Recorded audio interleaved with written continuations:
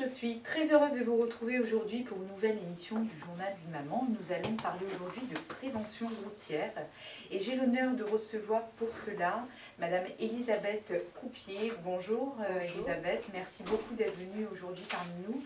Donc vous êtes la directrice de l'association Assagir, qui est une association marseillaise qui a été créée en 2005 après un accident mortel en février 2004 où 3 jeunes, Stéphane, Stanislas et Julien, ont perdu la vie, et le nom de cette association porte les initiales de ces victimes. Donc Elisabeth, vous avez été longtemps dans les langues, vous avez un long parcours en tant qu'attachée de direction générale, traduction français-anglais, secteur associatif, et vous avez donc rejoint cette association qui a d'abord été constituée par des jeunes qui ont donné donc le nom de cette association et où ils ont constitué le premier conseil d'administration.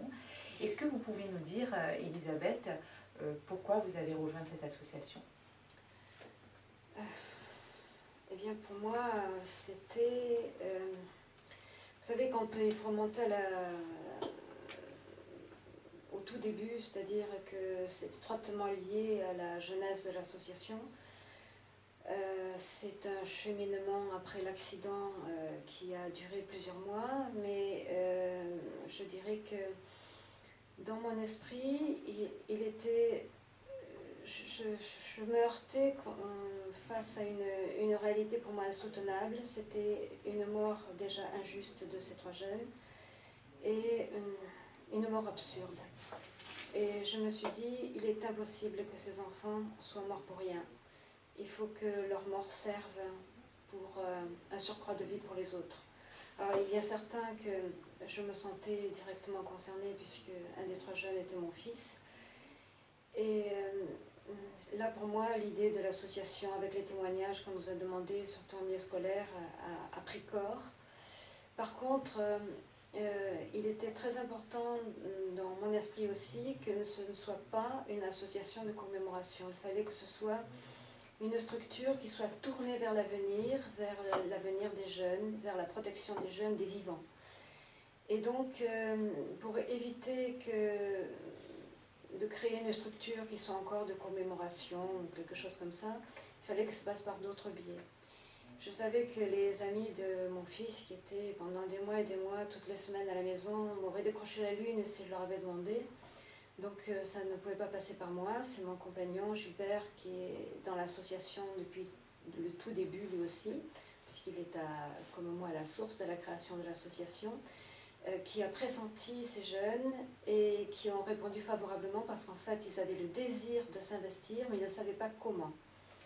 Il faut se dire que c'était des jeunes qui avaient en moyenne à ce moment-là entre 18 ans et demi, voire 19 ans pour les plus âgés, venant tout juste de passer le bac, la même année que mon fils, ils étaient ensemble, et démarrant leurs études supérieures, donc disposant de peu de moyens, ayant peu d'expérience de vie, mais ces jeunes ont créé le nom, ont démarré l'association, et depuis tout ce temps, il était clair pour moi que c'était comme ça que je devais m'investir dans la vie dorénavant, que j'étais dans l'après. Et dans cet après, il n'y avait plus du tout ce que je faisais auparavant qui comptait, c'était vraiment mettre toute mon énergie, toutes mes ressources, mes connaissances aussi et mon expérience au service de cette association. Et c'est ainsi que les choses ont démarré. Alors c'est une association qui lutte contre l'insécurité routière et les comportements à risque, en particulier en milieu professionnel et en milieu éducatif. Et chaque année, l'association forme des jeunes volontaires des établissements ou qui effectuent leur service civique, qui deviennent des ambassadeurs de la sécurité routière. Comment s'articule tout cela ? Voilà, alors là, il est vrai que vous touchez à quelque chose qui est vraiment le fer de lance de l'activité de l'association, même si ce n'est pas le seul, mais pour nous, former des jeunes qui deviennent des relais de sécurité routière, déjà des jeunes formés pour eux-mêmes, bien évidemment, et puis qui deviennent des relais pour leurs pairs et pour d'autres publics, c'est quelque chose de très important. Ça rentre dans le cadre de la promotion, d'une promotion, on va dire, d'une culture positive de la sécurité routière.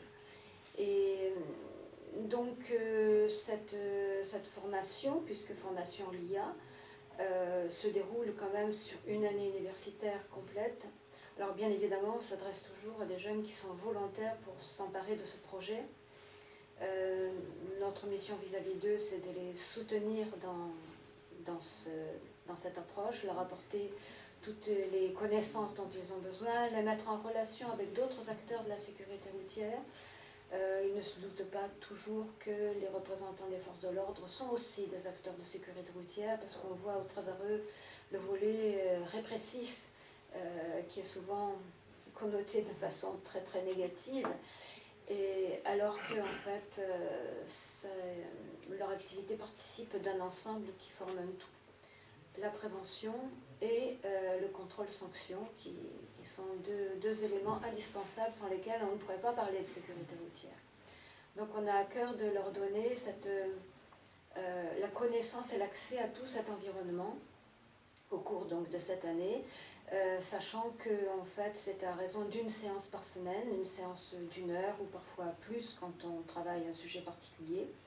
Et puis donc en les mettant en relation avec des gens de l'extérieur, soit qui viennent devant eux, soit on amène les jeunes vers ces personnes dans l'exercice de leur activité.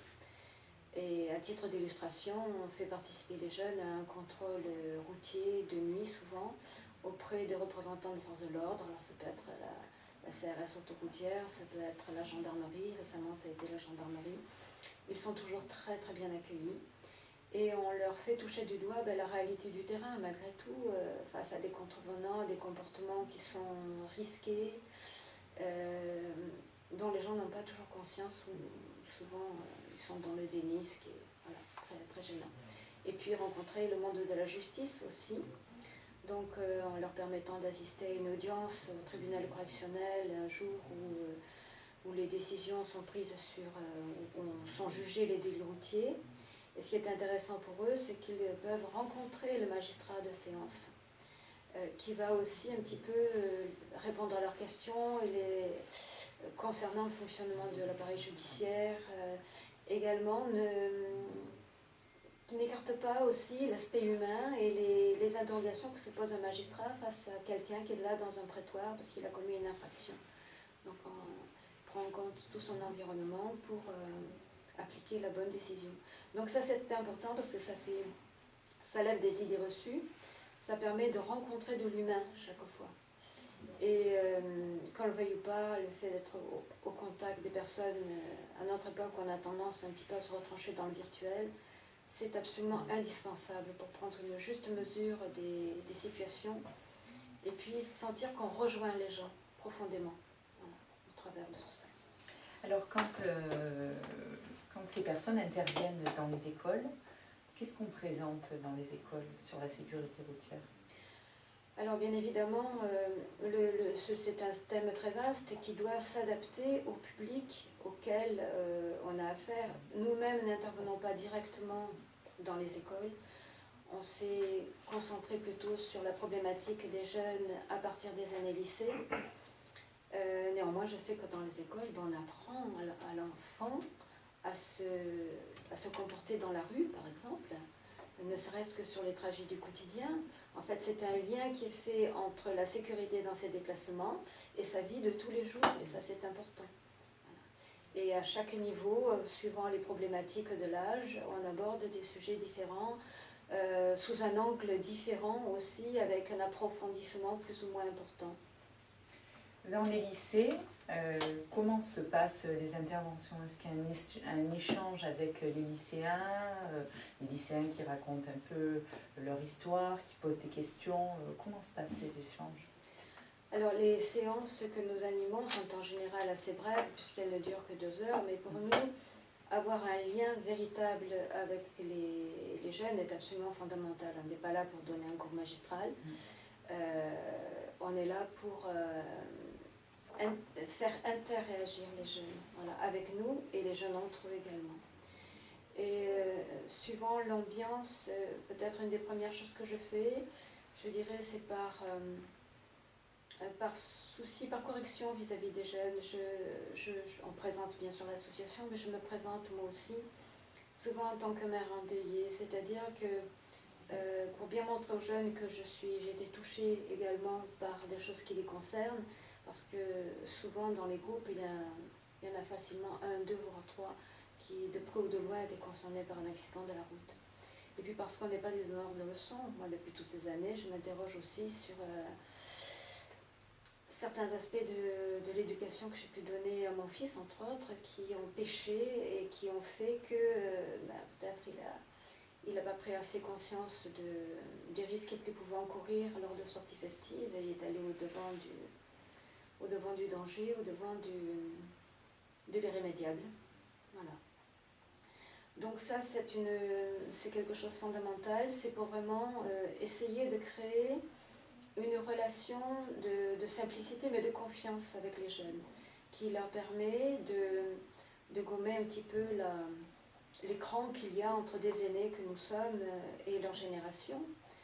L'important, c'est qu'ils se sentent rejoints dans leur vie. Sinon, ce qu'on leur dit reste théorique et ne les touche pas. Donc il vaut mieux essayer d'en dire moins, mais se dire que le peu que l'on dit va peut-être faire son chemin dans la conscience du jeune et l'aider à mieux se protéger. Alors bien sûr, pour ça, il faut donner des informations techniques, des informations qui sont vérifiables de toute façon, mais également toucher les affects, toucher les sentiments. Parce qu'il y a que comme ça qu'on arrive à... Ça rentre après dans un type de mémoire profonde qui peut ressurgir à des moments clés de la vie du jeune et qui va laisser une trace durable. Et nous, c'est ce qu'on souhaite au travers de ça. Donc on aborde toutes les notions fondamentales de la sécurité concernant les jeunes, bien sûr dans le transport, l'alcool, l'association souvent d'autres substances, la fatigue, la vitesse liée à l'excitation de l'alcool et à l'euphorie du moment, avec la mise en danger, le fait que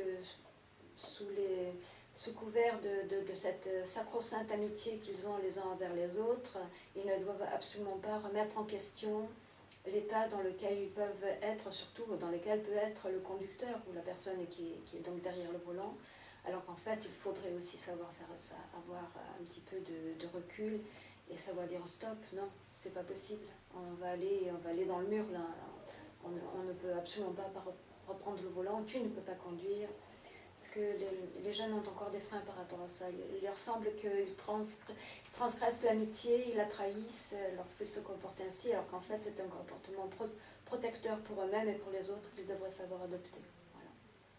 Et donc au cours de cette séance, il y a des échanges, des questionnements, et puis on leur propose aussi des exercices pratiques, de manière à ce que ça prenne une allure très, très concrète, ça les rejoigne aussi dans leur vie.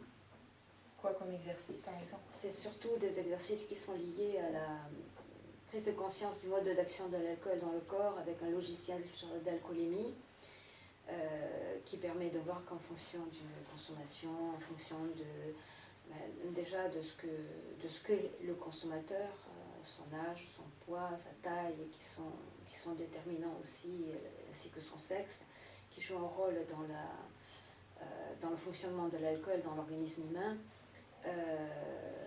de la manière de consommer, ça peut entraîner un pic d'alcoolémie très important dans le sang, avec une redescente très lente, très problématique, et c'est là que se pose le problème des retours souvent. Donc on essaie de les alerter là-dessus. Et puis, toujours sur l'alcool, on a des lunettes qui simulent une alcoolémie élevée, donc qui vont perturber la vision et montrer, évidemment sans que le corps soit sous alcool, les effets qui sont produits au niveau du cerveau, les perturbations qui interviennent, et combien, à partir d'un certain seuil, on n'est absolument plus en capacité de gérer, de bien se comporter. Puis d'autres exercices sur la vision, sur la vitesse, qui sont proposés avec des outils numériques adaptés. Elisabeth, merci beaucoup. Je pense qu'on passerait encore un bon moment à vous poser des questions. Malheureusement, le temps est réduit. l'implication que vous avez dans cette association. J'espère qu'elle pourra faire prendre conscience à beaucoup de jeunes de l'importance d'une bonne tenue pour une bonne conduite. Merci encore. Et on retrouve l'association sur la page Facebook à Sagir, mais également sur Internet, où il y a les partenaires et les réseaux qui travaillent avec cette association. Merci encore Elisabeth. Merci de votre accueil. À bientôt. Au revoir.